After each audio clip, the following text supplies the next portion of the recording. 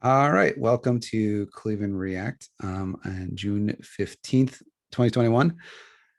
Today we have Mark Noonan here to talk to us about accessibility with regards to the front end and how it can both simplify and improve your front end process. Mark is, he leads the front end development team at NexTraq, which is a Michelin company specialized in fleet management, and is co-organizer at Code for Atlanta. He also works as a program developer for People Making Progress, an Atlanta-based nonprofit serving adults with developmental disabilities at home, work, and in the community. Mark and I met at Virtual Coffee, which is a developer community that is pretty cool, if I do say so myself. I help organize that as well. So you can find out more information about that at virtualcoffee.io. And I think, unless there's anything else, I'm going to turn it over to Mark. Mark, thank you so much for coming, and I'm very interested to hear it. And you're still muted if you want to. Small detail. Thank you, Dan. Yeah. Every time. All right. So let's just make sure we're sharing successfully. Very good. So hi, everybody. Yeah, my name is Mark. I have been a web developer on and off for about 20 years, but only in the last kind of 5 years or so began doing it professionally and made that my full-time job. So prior to that, I worked in a few different industries, but especially at a nonprofit called People Making Progress. So I was full-time there for a long time and spent several years helping people with disabilities find jobs, helping them carry out their daily activities, and generally interact with the world around them, training them on various skills that they would need for work, stuff like that. So I interacted with a lot of software that has barriers and discovered some very frustrating interface patterns that people implemented that made it really hard for me to teach somebody with, say, Down syndrome or something else that includes a cognitive impairment component, teaching someone how to use particular sets of software like Gmail. And that experience kind of got me really interested in accessibility as I was moving more towards web development. So that kind of inspired me to put talks like this together.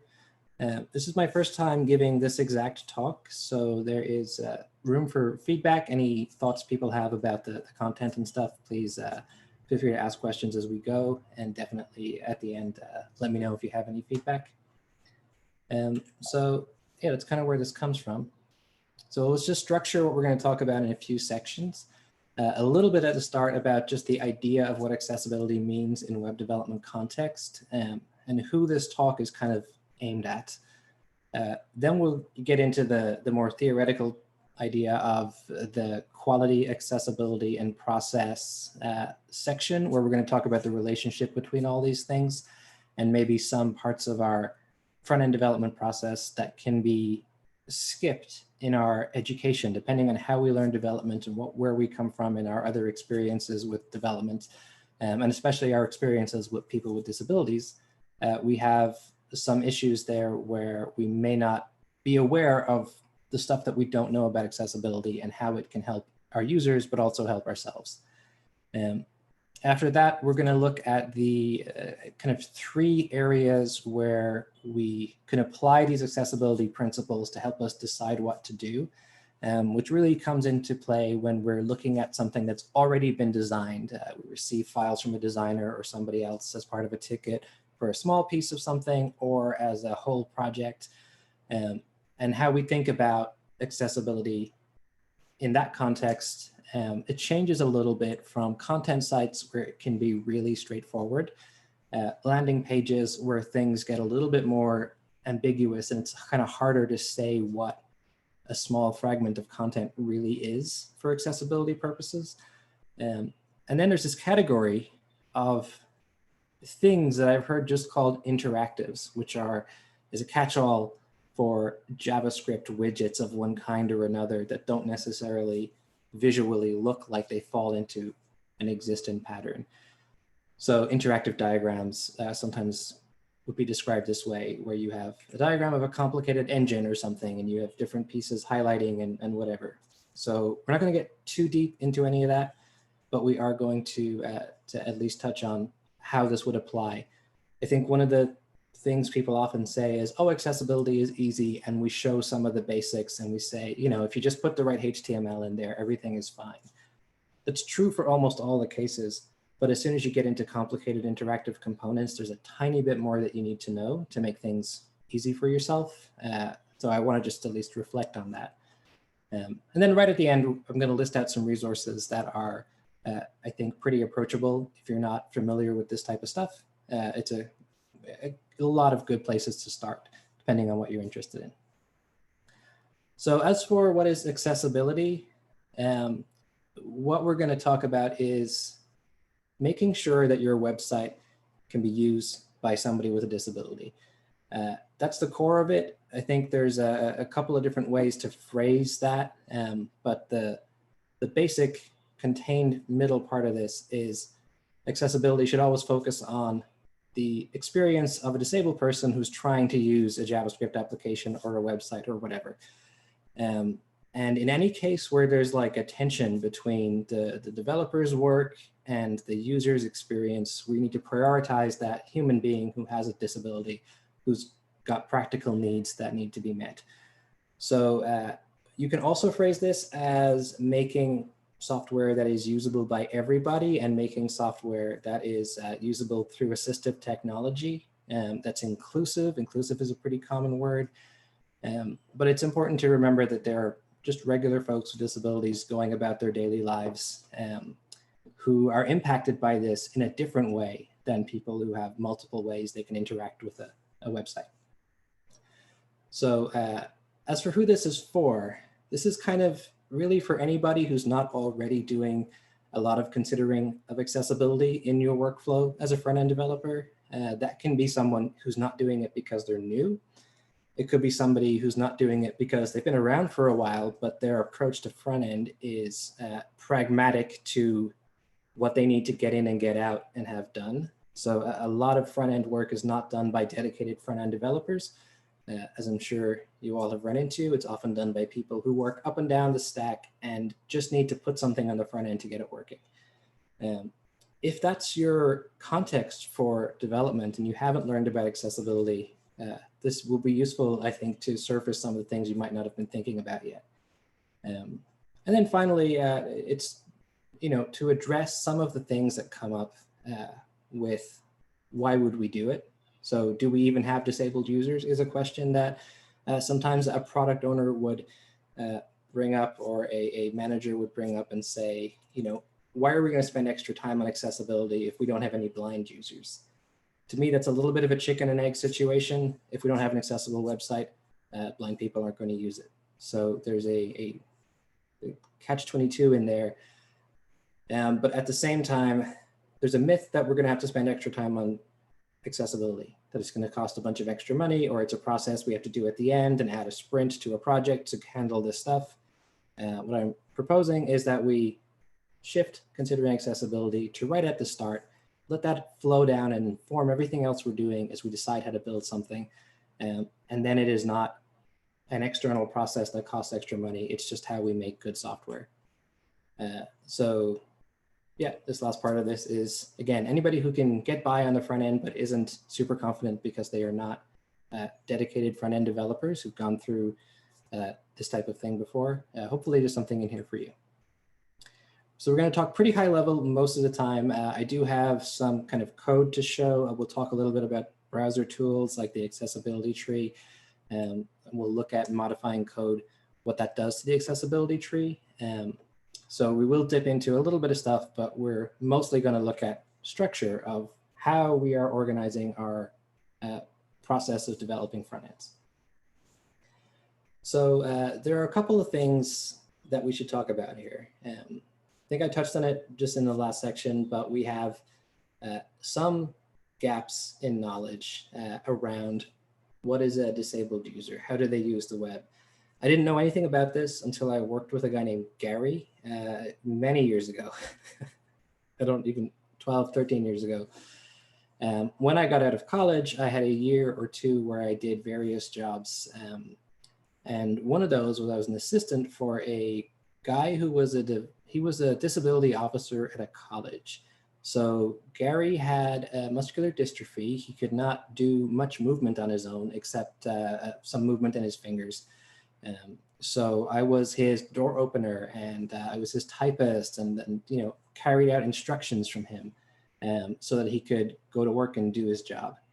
So really there, all I was an instrument for him to do things that he couldn't do with his voice or with his wheelchair and his keypad that was on his wheelchair. And through doing that, I got to see a bunch of other people with disabilities in college going through their exams, seeing the kind of supports that they needed. Gary used Dragon to do typing. He would sometimes have me type for him because that was faster, but he could do a lot with Dragon. And he could do a lot with a simulated tool, I don't remember what it was, that could divide up the screen on his Windows computer into various sections. And he could like pick a section, and then that would split into 9 sections. And he could pick one of those really quickly with just this joystick that he could use. So he had all these ways of using computers and using his phone that were new to me. And because I was there with him, he didn't really run into software accessibility problems that blocked him from doing his job, because he had a full-time PA with him who could do the thing if it wasn't going to work with his technology. But not everybody has that. So quickly realized that when people were developing websites, these things would matter a lot to somebody who does not have a PA. It's the difference between being independent and not being independent. So I got tuned into that because I met somebody with a disability who was running into software issues. Not everybody's had that experience. So if you haven't had that experience, and if we're learning web development in this really unstructured way that most of us do, because we want to learn the thing that's going to get us to our next goal. We want to learn the tool that's going to help us solve this one thing we're working on. So part of this is the patchwork education, which is the whole core of what you do long-term as a developer is you're learning the thing that you need, but you have to know that you need it. So I think that this is maybe the source of why accessibility can be intimidating or mysterious, or seem like it's a burden that doesn't have a purpose. I don't know that many people would fully describe it that way, but that is how it feels when someone says, that's an edge case. We don't have blind users. We don't have time for accessibility. So the core reason is it's the right thing to do, and we should be making our work accessible. But also, once we lean into that, it's not adding a bunch of time. It's actually improving our process. But if you don't know you need it, why would you spend time learning it? I don't know what we expect for people to invest their time learning about accessibility if they can't really picture and empathize with the use case. So when I think about accessibility as code quality, this is really part of how I learned front end and kind of came through various online courses. And my background is in the arts and music and English. So I learned front end really piecemeal way back from around the year 2000, just to put out static sites. That's what I did for most of the time until about 5 or 6 years ago, started making more interactive JavaScript stuff. So I missed out on actually learning the nuts and bolts of accessibility until a little bit later, because I was making things that were very small scale, mostly for me or for people at companies I worked at, not really having to deal with users I didn't know. So as I got to understand more about coding in general, about how we think about quality in a lot of code, both on front end and back end, and started to learn these concepts, I definitely felt like front end was missing some of the organizing principles that we have in the back end. And some sense of like, we learn how to break down a problem if we're doing an interview algorithm challenge. We learn how to break down this problem into its component pieces and then start to write pseudocode and then start to do it. But often when we're building a user interface, we just kind of dive in and we see the design that we have, and we visually are able to match that with whatever HTML happens to come out. And it doesn't matter in that process. It doesn't matter if the HTML really reflects the structure and the nature of the content that was in the design. So this is where I wanted to focus on We're talking about React here. I use Vue at work. I haven't used React for a long time, but we're talking about single page apps or Next stuff that is written in React. And the whole point of these single page app frameworks is to make it easy to bind the user interface condition to the state of the application. So the UI should reflect the state of the app at all times. It should handle errors gracefully. It should be easy to make new components and contribute them to a React project so that you can have these modules that fit together like Lego pieces, all the good stuff about componentized front-end architecture. And it's possible, and I've seen it happen, to make big React apps that are largely structured with divs and spans, generic elements that don't express anything about the nature of what's in them. And they can look totally fine and they can work fine if all you do is look at them and click through them. What I'm going to argue, though, is that the internal quality of this code hinges on how well it reflects the content, because the HTML can contain that information if we write good semantic HTML. Our headings, our sections, our whole structure from the outside in can be really clearly expressed to somebody using assistive technology by means of the HTML. I was talking with Kirk the other day about this talk and was thinking one of the things about this that makes it feel like it's a code quality thing is the coupling. So we don't write sort of SQL statements in our front end and pass them to the back end, because that's a weird coupling of our front end implementation to what kind of database we're using. Aside from all the other reasons we wouldn't do that.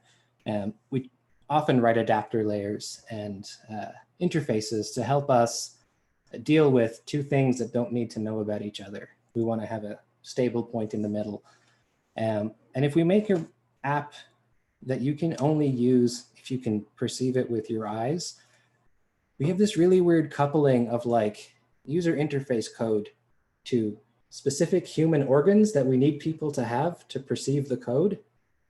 I find that really weird when I think about it. It seems like the organs the person has, and somewhat the version of the organs that the person have, doesn't matter to whether our app is doing what it's supposed to do. If our app is doing what it's supposed to do, it's reflecting the correct state and expressing the nature and structure of the content that's in there. And that means that structured content with its descriptive labels and everything is populated to the accessibility tree generated by the browser, and that is the adapter layer. Everything else that wants to deal with this non-visually, if you're making code that is making a site that's going to be perceived by somebody using a screen reader, that person's going to go through, they're going to click various things, they're going to be able to tab through sections and use their screen reader software to jump between list items and headings and sections that you've identified in the accessibility tree, because that's the API for that. And so if we're not writing semantic HTML and producing code that works that way, we're not building the correct accessibility tree that goes with our app. So to my mind, the app is not working correctly. So that is something that we can interpret as a code quality issue. We get some other benefits out of this. We get a lot of benefits around opening up a file and understanding what's going on, because where possible, we have semantic elements. You understand something is a nav, something is a heading of a certain level. Sections are identified as sections. It's not just kind of div, div, div, div, div all the way in.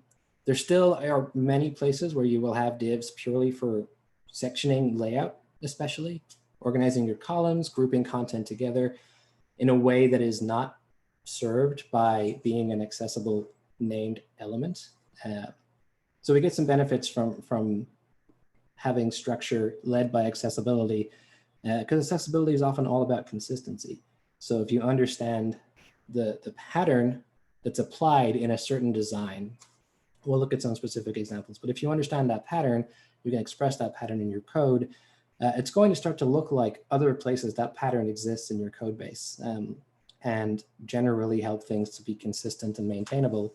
And that's just at the surface level of rendering content. It's even more useful if you're making interactive things, and you can discover that the thing you're looking at is an accordion pattern or a carousel pattern, or it's a detailed summary elements that's a disclosure widget, and you can recognize a pattern early enough in your process, you will perhaps just find a library that implements this pattern for you and not have to rehack the logic and keyboard events and do all the stuff that goes with it. You save a bunch of time because you've slowed down to understand what you're building, and then you can go and get Downshift or some library that implements a lot of these patterns in a straightforward way for you. So here's what we're going to talk about, starting with accessibility when we interpret a design. So before we write a line of code, understanding usually what we have is an image file or a sketch file or something. And we're going to parse that and decide what are the ideal elements for this in an accessibility context. What's the right HTML for this? This is a process that my experience tells me is not very much taught at boot camps. It's not talked about too much in places where we're talking about code education, because usually we're talking about doing tasks that are smaller than this.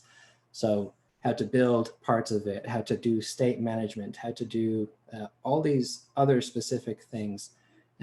But I know from working with junior developers who've come from all kinds of backgrounds, academic backgrounds and bootcamp backgrounds and self-taught, often if you throw somebody a set of designs and tell them just go ahead and build it, they don't know what to do and they just start working.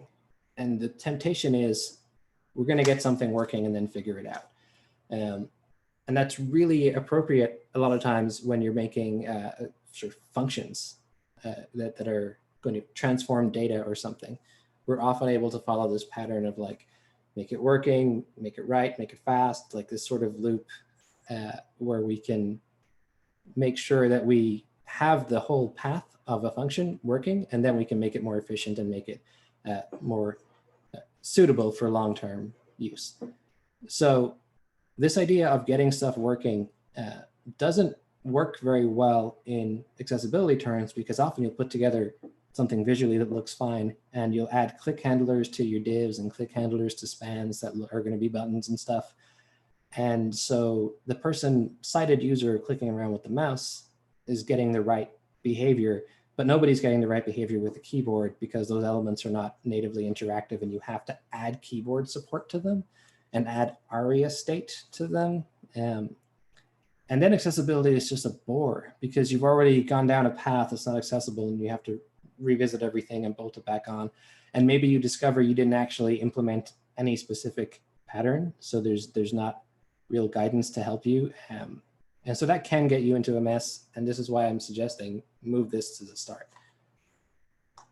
I also think what we're talking about here is like when you're baking something and you need to fold it in. We're not talking about disrupting all the other work that you're already doing. We're just going to gently fold the accessibility into the process. And then our cake will come out accessible is probably what we're going for there. So I'm going to look at a couple examples of this.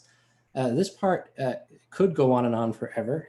So really what I'm going to try to do is just talk about this process that I have used when I look at a design with somebody who is a little bit newer to the industry, and we figure out how they're going to turn this task into actionable parts that they can build. There is a part of this that is not accessibility related, where we're looking for patterns for reasons of styling. We're going to try to find CSS global styles and CSS component specific things. So this is a process you kind of need to be going through anyway. But in terms of making your code accessible, you can identify things as you're doing that process that will be useful later, so that you know what your structure is. And that can inform how you design your components, especially might inform how your components handle their own heading level, which we'll probably talk about a little bit. And if you work in a context where you make components that are used in other ways, where it's not just I'm going to render out a static site, but it's I'm going to make a component that is a React component that is authored in a CMS, and I have no idea where this person's going to drag this into a page. There's all these other considerations that come into, like, we don't know the structure. but those components can have a way to be provided the structure or to have the structure determined later so that things look correct in the HTML when all is said and done. And so this is where we're going to take a little break from the slides. I'm going to show some things with the accessibility tree. I went a long time before I understood the accessibility tree in Chrome. So I'm going to introduce it here with a CodePen example.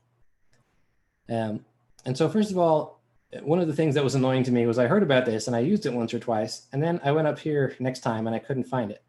So accessibility, under the Elements tab. Hey, Mark, at least for me, I still see the slides. Oh, thank you for telling me that. Yeah, no problem.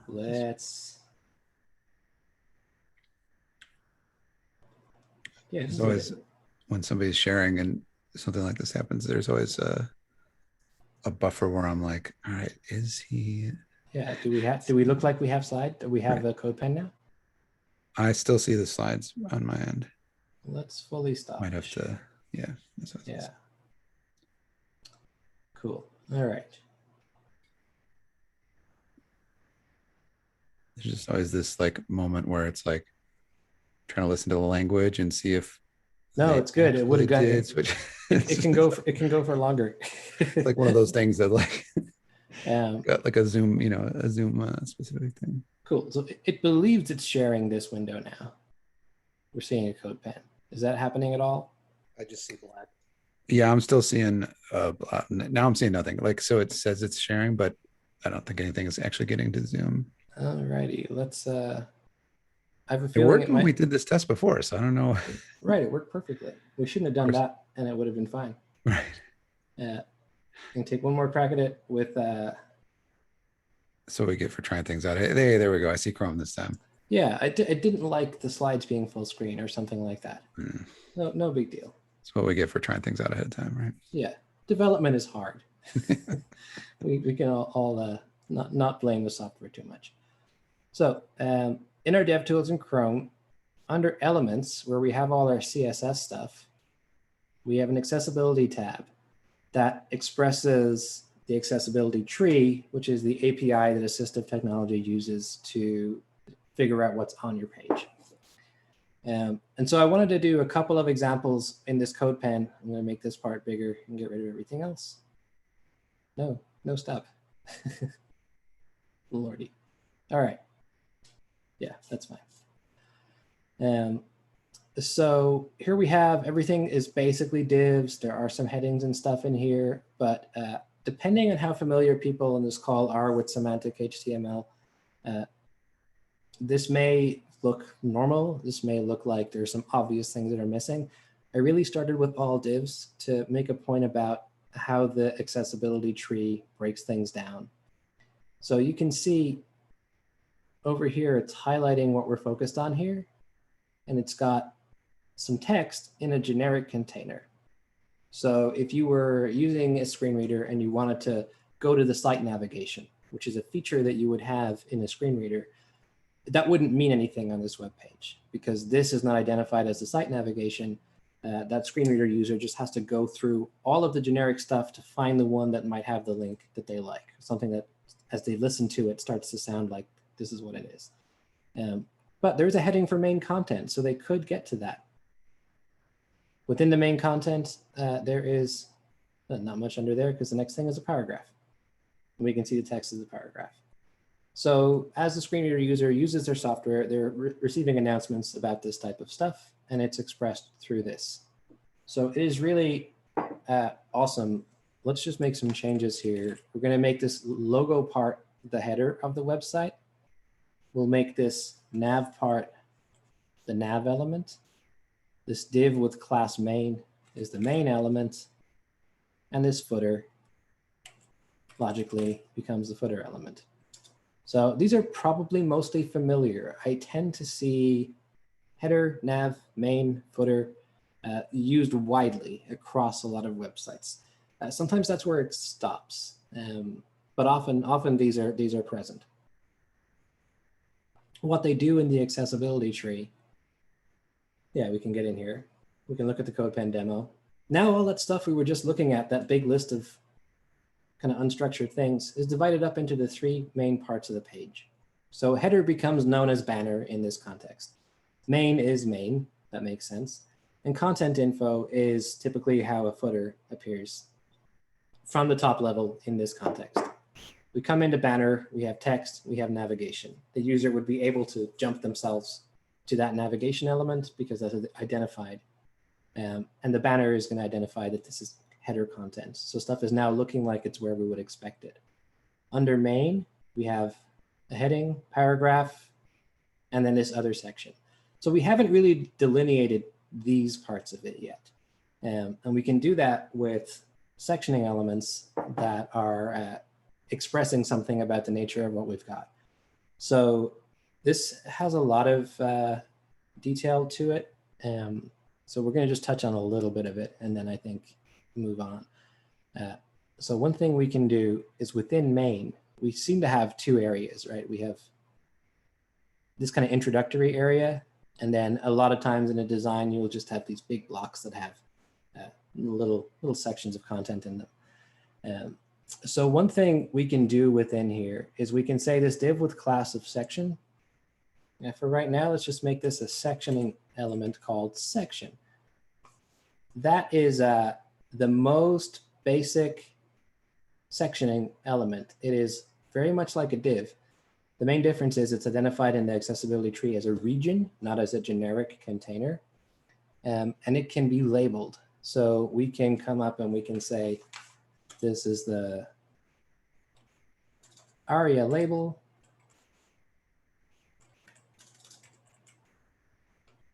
For our blue thing. And there are some guidelines around this stuff that I have shared at the end of the slide deck where I'll be able to send that around. That are the guidelines I'm following here. But the main upshot of this is that now in our accessibility tree,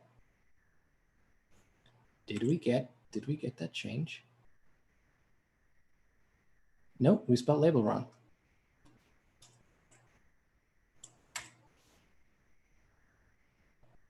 Come back in here. Sweet. So we've given that region a label, and you can imagine a page with a lot of sections. If all the sections are labeled, you can quickly get in between the things that you want. There's one other way to do that, and because this seems like it's an extra thing, it's often not necessary if there is a heading on a section. So we can make this, let's say this top part is an article. An article is a slightly more specific version of section. It does not strictly mean it has to be an article formatted like a blog post or whatever. It can just be some item that stands alone and has its own part of content, its own piece of content. So we can give the title of this section an ID. Let's just say main title.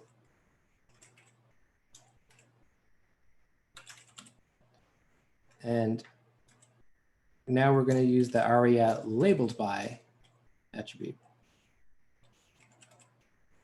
which I think looks like that.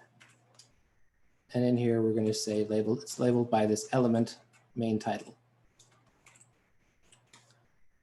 So deep inside this accessibility tree now. You got a tag mismatch. You've got your closing article tag inside your closing p tag. Cool. Thank you.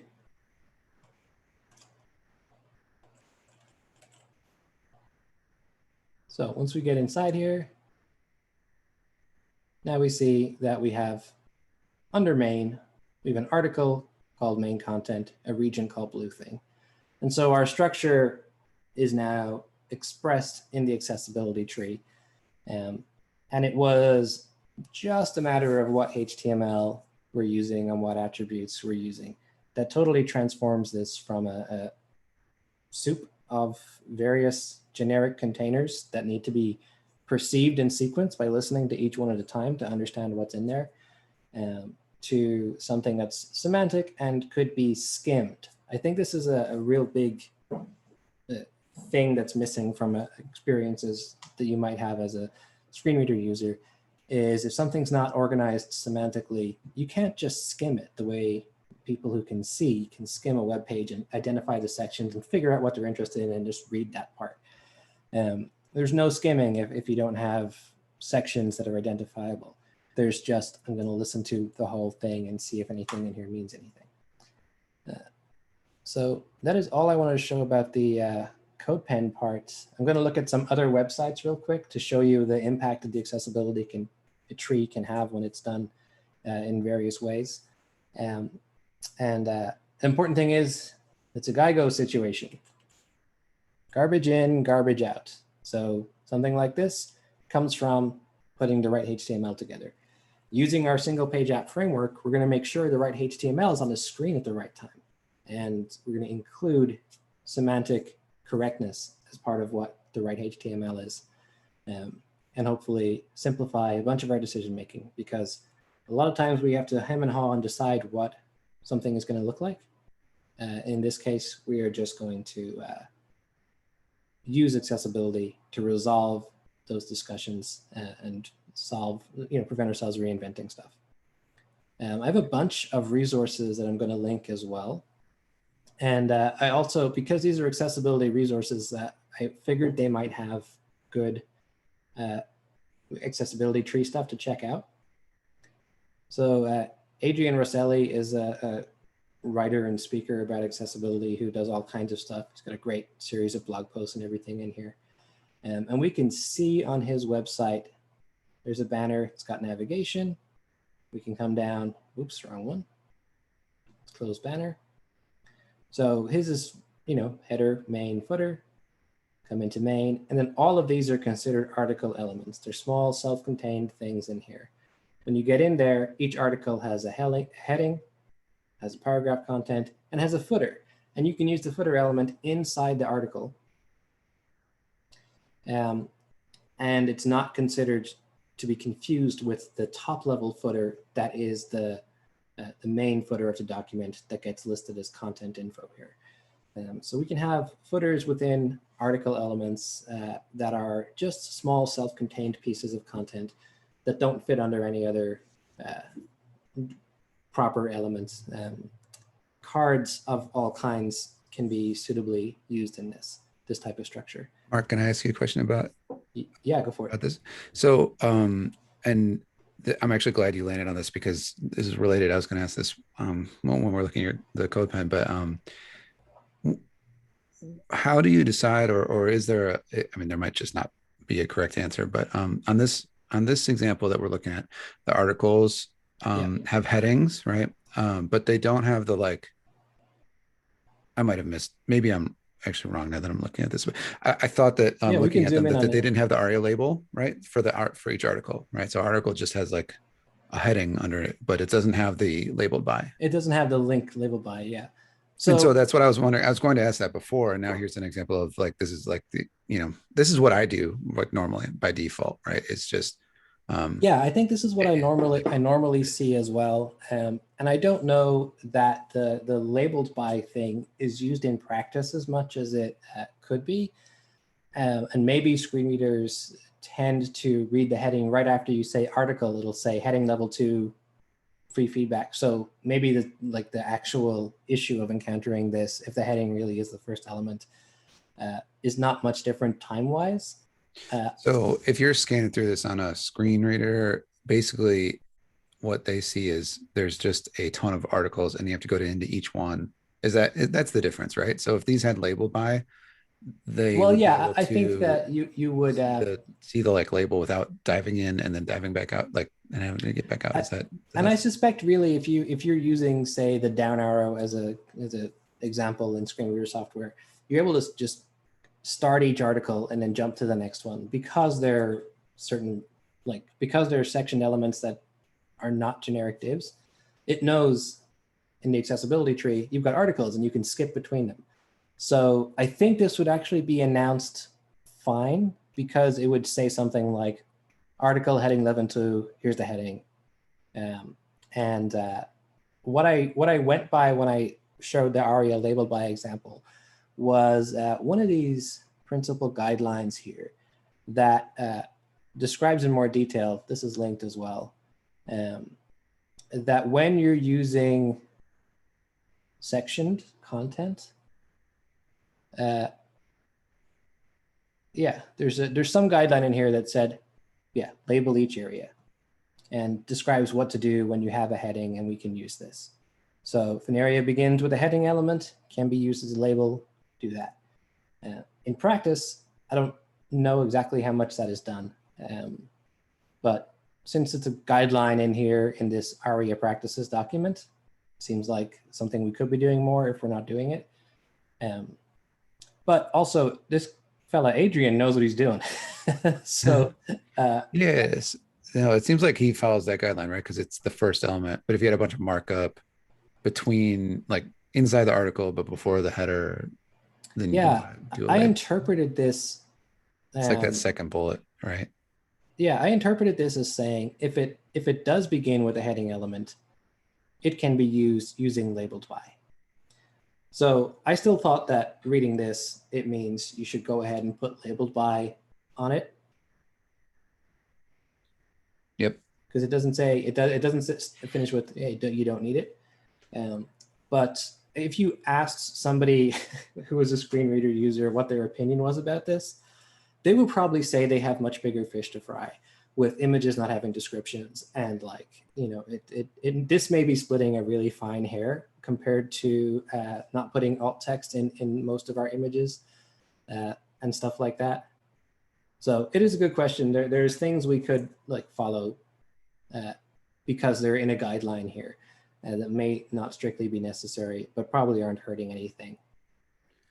We have a question in the chat from Joe. Is there any issue with skipping heading levels?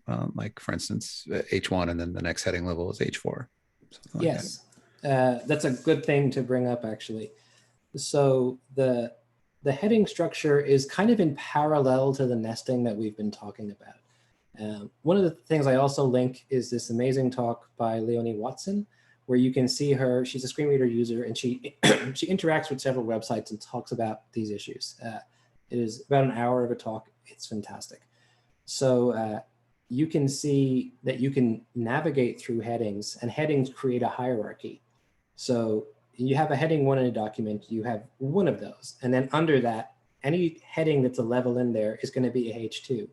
What we should not be doing is saying, oh, I like the H4 style that comes out of the box with this component library I'm using. So I'm going to make this element a H4 because even though it's right under the H1, it's a smaller text than the typical H2. That creates a tree in terms of heading structure that starts to not make any sense. So if you jump from a heading 1 to a heading 4, as a user who's not seeing the content, you're going to wonder, did you miss stuff in between? Were there other things? So the structure of going in and out through heading levels, the heading level is about the overall structure of the experience. So title, subsection of that section would be H1, then your H2, under H2, H3s are the next thing. And if those sections have subsections, you would get into H4s and H5s. And that seems like it's really rare. It seems like your H4s, H5s, H6s are mostly used because they're the right size and the right appearance in certain frameworks, not because you have content that has a bunch of chapters, and the chapters have sections, and the sections have subsections, and those subsections have, you know, that's just not the way we make content on the web. So keeping the heading levels consistent with the actual structure of the document is really good. So this is why you would see a H2 here, because up here there's got to be one H1. And these are all on the same level. So I don't know for sure if this is a H2. Let's find out. I don't want to. Okay, great. That's like, when you look at this stuff, I don't want to be like, everyone's doing it wrong. We're all doing our best. Being aware of this stuff and doing 80% of it right, and not actively creating problems through carelessness is such a huge step once you're just paying attention to it and wanting to get it right. There's this really tough area right at the end of this that can be pretty intimidating, where we go, okay, there's a problem with a certain screen reader on a certain operating system in a certain browser. And if we fix the problem for that screen reader on that browser, we create a problem on Windows in JAWS on Internet Explorer. And a lot of people are still using Internet Explorer with JAWS on Windows because that's an accessible combination that works for them. So there is a little bit of a whack-a-mole thing that can happen at the end of this if you're actually testing with people who have disabilities, which I wish we could do more of everywhere. If you're actually testing with people who use the software, they're going to find edges within what you've done, even though you do your best. And that's like going to be there and be pretty tough. But sometimes people will dismiss accessibility. They'll be like, I don't want to know about every screen reader on every operating system. It's too complicated, it's too expensive.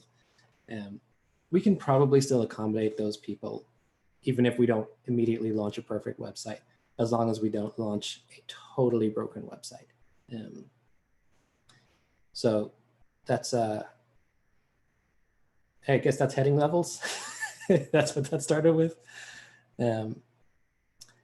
So yeah, not too much more to look at with the accessibility tree. I like this one. This article just came out yesterday.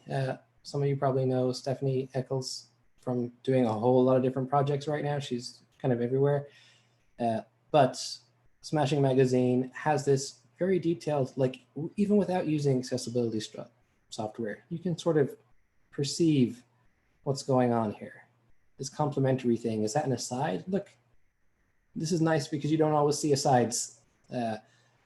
And this is a good case of where this ad basically is an aside from the main article. So it's coming in, we're seeing blog posts, we're seeing structures, we're seeing a figure element. So a lot of good practices are contained in Smashing Magazine articles because they tend to have code examples, they tend to have all kinds of stuff. I'm just curious now what this is contained in. So this is a general, is there anything in this? Oh, there's a code element. There we go. So you can at least see that it is code. This is an element I always forget about.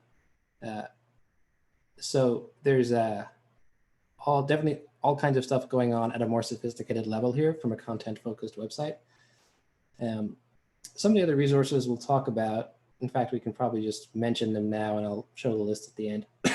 Bruce Lawson has this article that was referenced in this talk in here. So it's it makes some of what the same cases that I'm making now about how we define good HTML. And this comes from the same place of, look, we want to align good practices across what we think is going to be reliable, dependable code from an accessibility perspective and from an internal quality perspective, and what supports our testing. Accessibility is really supports being tested by giving you selectors that make sense. So you can check for an ARIA label in a UI test, for example. You can check for button text. You can check for the things you expect to be there based on accessibility rules, and not have to rely on CSS classes that might change or add special attributes for testing purposes that are just there to hook into from a test. Because if you have this little extra layer of ARIA, you're going to be able to select based on that. And that's something that if it changes, your test should fail because your thing became unusable. So here is a really good React JavaScript accessibility course. I took this a while ago. She talks a bit about kind of static site generation and some of the routing issues that might be had. And she goes into a few more detailed interactive components as well. And Marcy Sutton makes this stuff look so natural and so easy and so approachable that I think if you're doing React, this is a really good course. If you have a subscription to Front End Masters, it was just a few hours long and really good. And then there's just a bunch of other resources. I've tried to pick the ones that were most approachable. I think since this talk is more aimed at people who are a little bit less familiar with accessibility, approachable is a good way to find resources. The actual specifications for accessibility, people can sometimes say, go look at the WAI ARIA instructions, and those are really technical specs. very detailed, very intimidating. Feels like it takes you a long time to figure out what a given rule is. So having simplified, approachable, structured documentation, it can help it be easier to find what you need to answer a specific question. Once you've answered that question, this knowledge all builds on itself. So apologies if we lose this again. But this knowledge all builds on itself so that you, the next time you encounter the same situation, first of all, you're going to recognize it because you're parsing the designs you receive in a certain way. And you can have conversations with designers to say, what is this thing?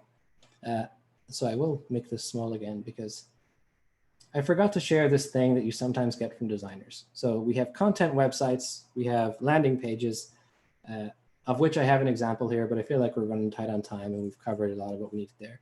But this is Spaghetti Junction in Atlanta. This is sometimes what you get from a designer and they say, here is an interactive thing. It has all these connecting parts and bells and whistles and stuff. And if you have access to that designer when you receive something like Spaghetti Junction, you can talk to them and understand, what is this really? What would you as a designer, how would you describe this to me functionally if I was not able to see it in front of me? What are the parts of it and how do I, expand or whatever the various bells and whistles? And often something that looks really intimidating because let's say it's a 3D diagram and you click parts of it and the diagram spins around and then it reveals some content about a part of the diagram that you were looking at. And that content has a bunch of links and whatever. And that can look very intimidating and it'd be really tempting to just put it together with meaningless divs because you don't even know where to start. There's no interactive diagram pattern you can go and look up.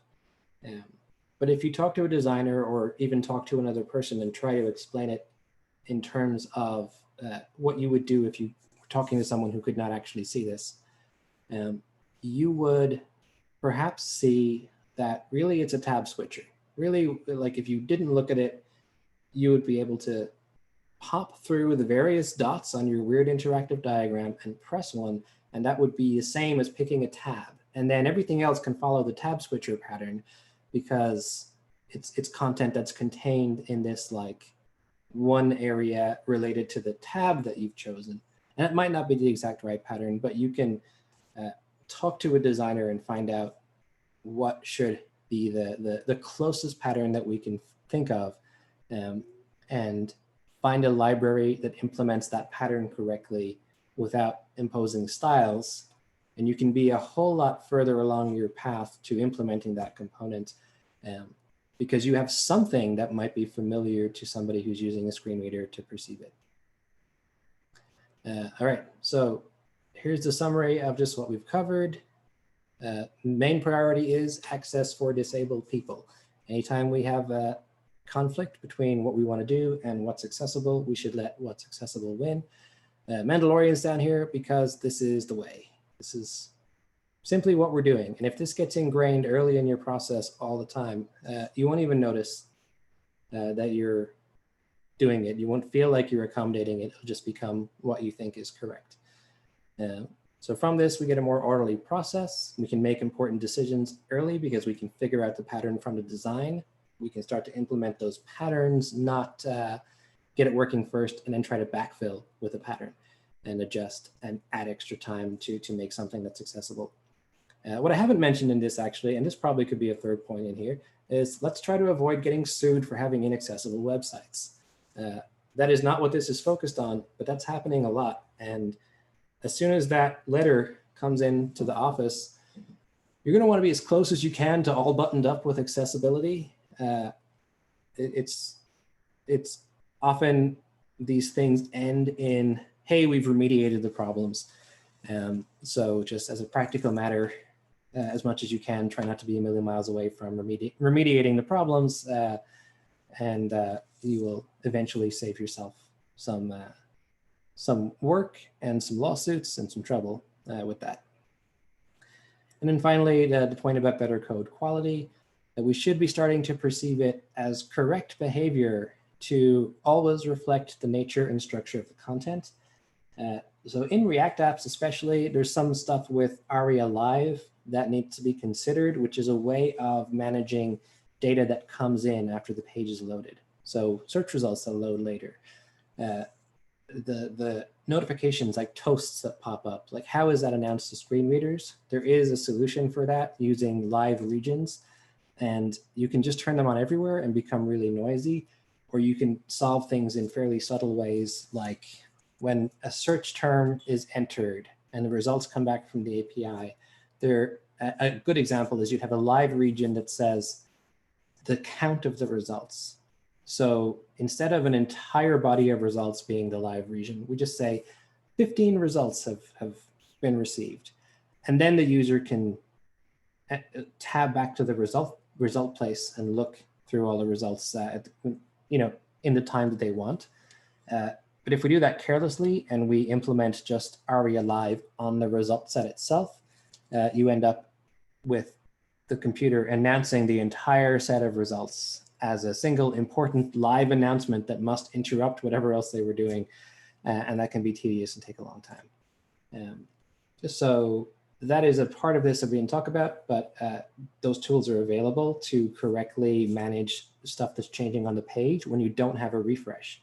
So when you're doing more interactive stuff, which could be the case with React.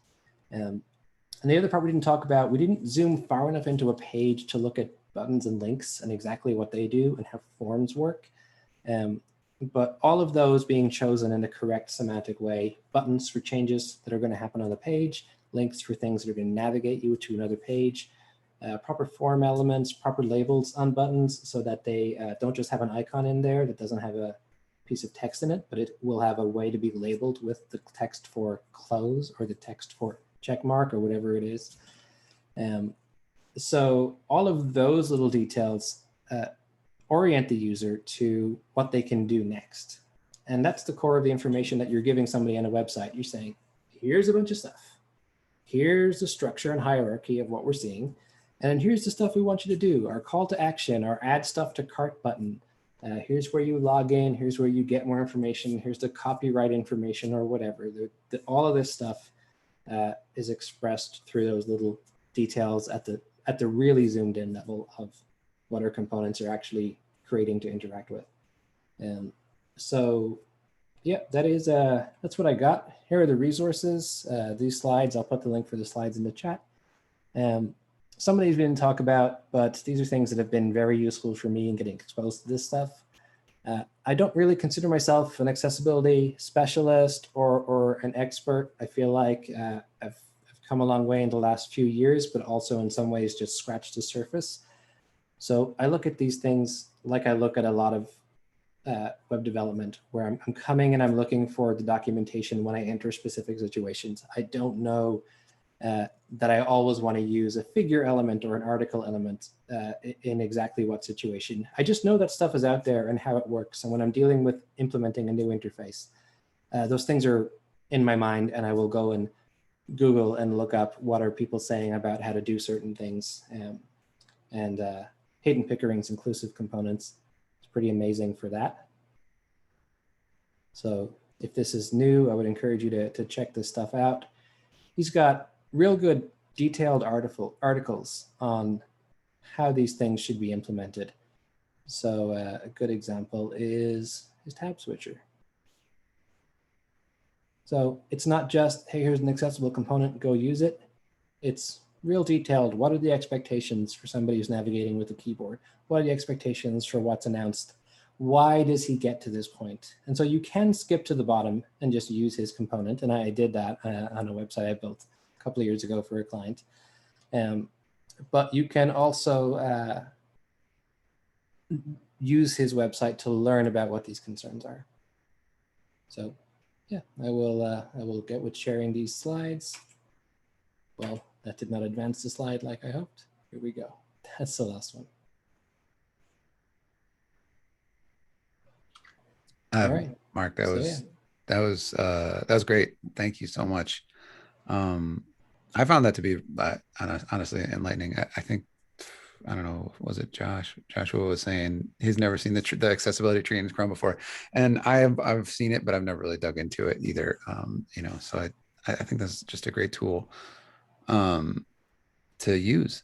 I was wondering um, if you do any other accessibility testing. I mean, I know you mentioned some of the automated stuff, but like, do you ever open up any screen readers or anything like that when you're doing, after maybe when you're doing testing after you've put something together?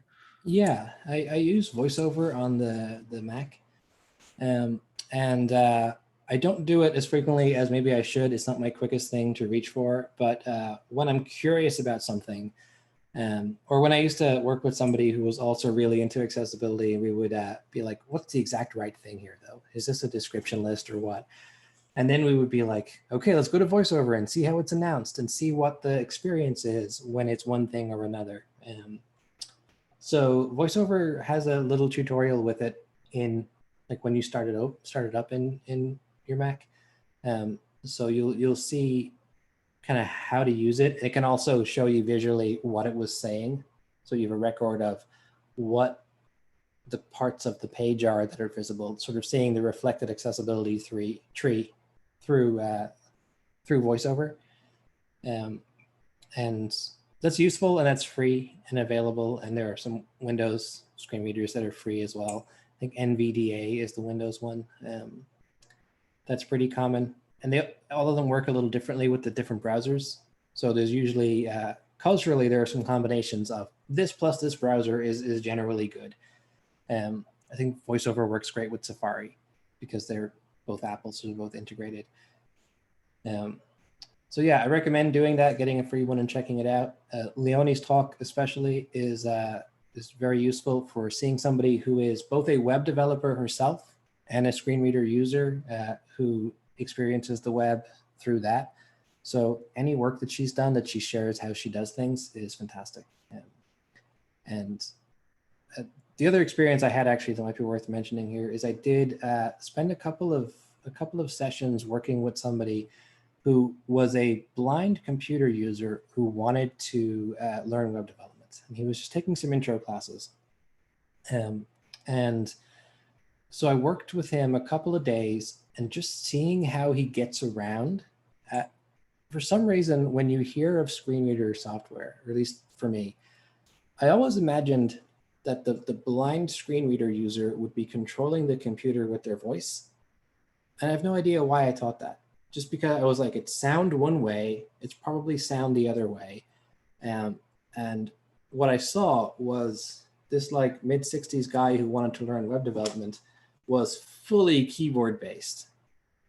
He was doing everything with the keyboard, and he's like, yeah, if I want to get to this part of the website, I'm going to press like Shift and Alt and F4, and I'm going to do that a couple times, and then right at the end, I'm going to hit W. What, like, really was able to show me how he gets around websites, and also very good at being like, oh no, we're in a situation. He's like, I can't use this website. I can use Wikipedia, but I can't use this website because it's just looping through stuff that doesn't make any sense. So he would very quickly close a page that was not accessible and just go to the next result in Google and find something that was going to be perceivable for him.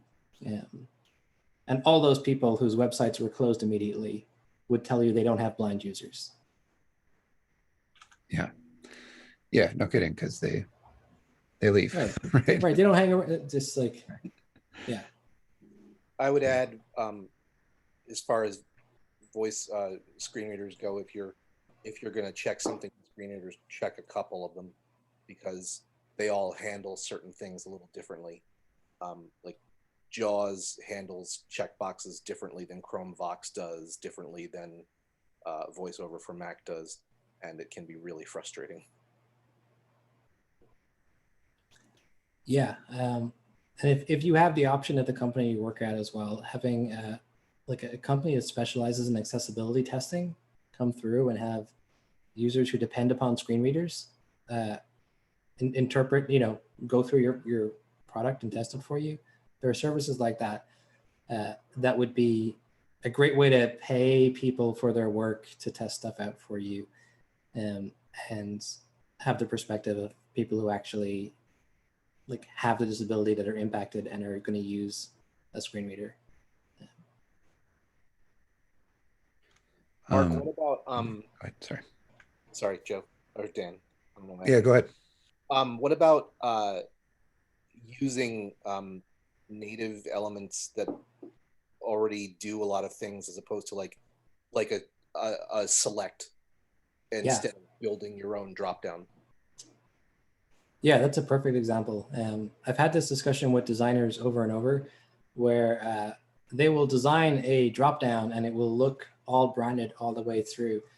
And what I've been able to achieve with most of those conversations is, hello, designer, I see your nice select open state. It's not going to look like that. It's going to look like the branded version when it's closed, but when you open it, it's going to do whatever that device wants to do with it. If it's a phone, it's going to open on the phone and be scrollable and, you know, do what a select does on a phone. And if it's a Windows computer, it's going to look slightly different.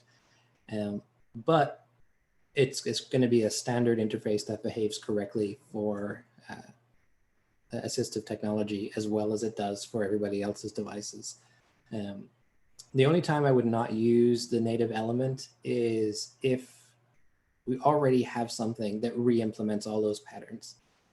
And I never would do that in-house, but where I work now, we use a component library in Vue called Vuetify, and they seem to have a good track record with accessibility. And so they have a nice drop-down combo box thing that they've done all the work on re-implementing the stuff that you would do with a select to make all of that work with assistive technology. So I'm willing to take that free work someone else did in a product and use it to do something that looks right in material design or whatever. But if I was implementing something from scratch myself, which I've done before, I would not tell anybody at my company I should spend time re-implementing a select. We should just use the select, and we should use regular buttons and style them the way that we need them to look, and use links. And if a link is supposed to look like a button because of the design, it can look like a button, but it's going to still be a link. It's still going to be an A tag that goes to another page, not a button that has a click handler that listens for a click and then changes the location up at the top. The real risk of all those things is you end up surprising people. So you run afoul of, like, you don't know what's going to happen. You're going to press a button and you don't know if it keeps you on the same page or not. If it takes you to a different page, you kind of reset with your scroll position and where you were, and it's all a lot more complicated. So anyway, I decided not to get into the nitty-gritty of that low-level stuff in this talk. Would that have been kind of a useful place to go with it?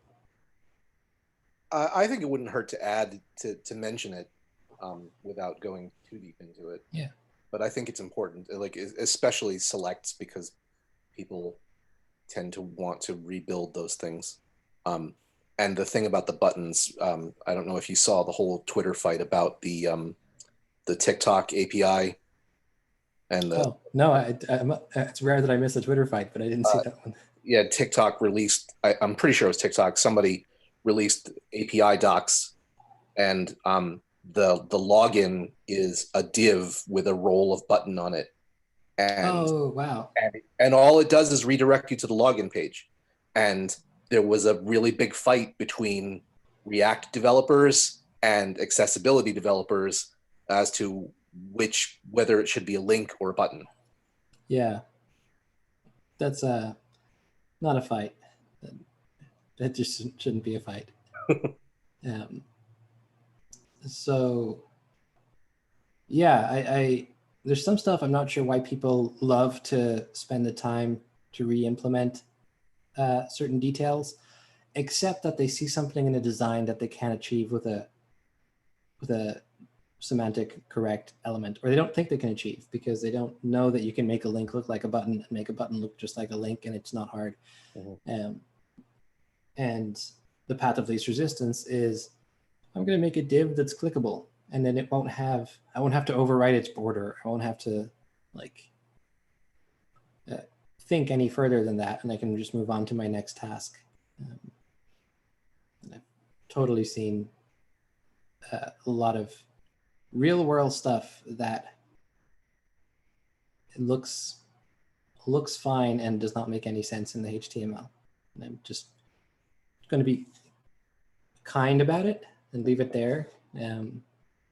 But we can all do better. At least the first part of doing better is not that hard. This is a good question. I just looked at the chat from Joe. I don't remember the status of native date pickers in screen readers. It's been a while since I've thought about that particular one. So I would be checking it. And been like seeing a lot of not native date pickers. I think that depending on the operating system you're on, they can be very different. So I'm sure some are good and some are bad. But I haven't thought of, what the status of those is.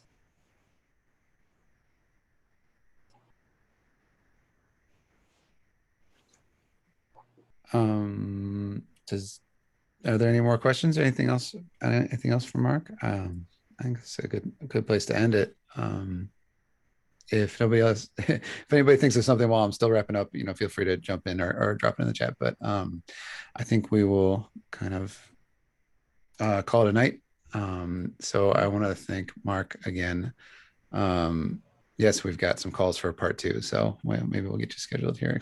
That's good, yeah. I did want to, so all of this has been great to learn about, and it's when you're developing React stuff, it can be because React is such a it's an abstraction on top of already another abstraction, right? And so you're kind of a little more removed from the browser and sometimes the HTML itself.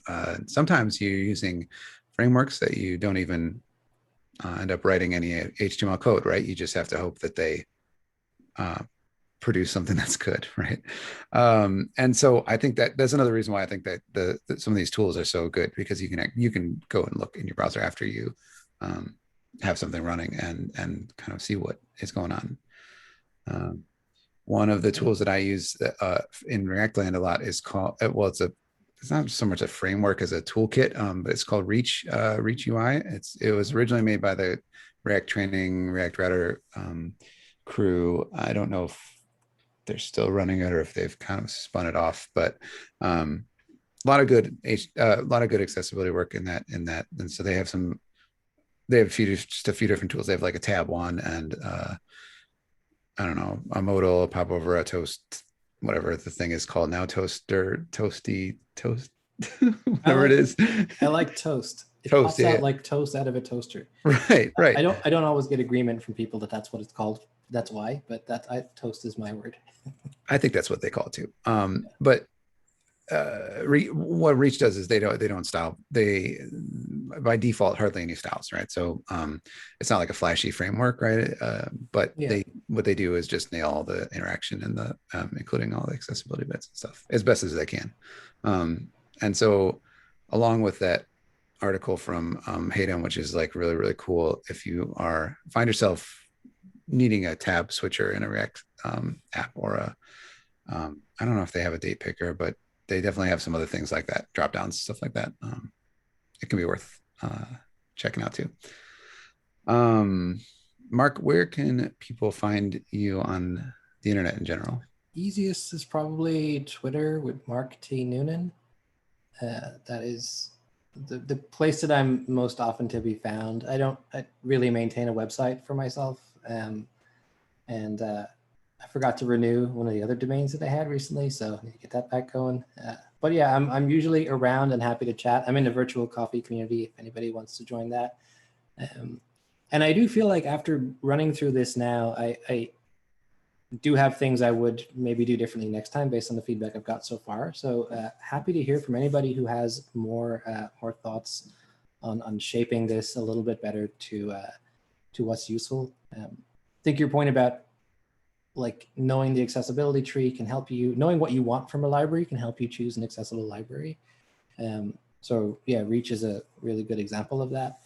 There's a couple of Vue libraries that are unstyled as well that I really like, where if I just need something that's not a part of our current system, I can go there and get an unstyled, well-behaved, accessible component. Every now and then something will advertise it's accessible and it won't actually be that way. So it's worth knowing what you're looking into. But yeah, I enjoyed my first time in Cleveland. 'Cause, Yeah. it doesn't look, yeah, Dan, you know this is my usual background, but I brought the whole thing to Cleveland for this, so Yeah. feel very welcomed. Next time we'll have the pizza. Yes. All right. Cool. And yeah, so I will drop the recording link on Twitter and on the Meetup page. If anybody has questions or follow-ups or whatever, obviously Twitter is fine, or the comments on the Meetup on the event page.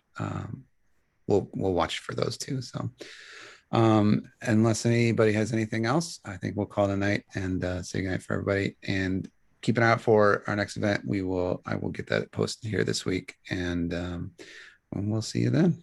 All right. Thanks again, Mark. Have a good night, everybody. Thanks, everyone.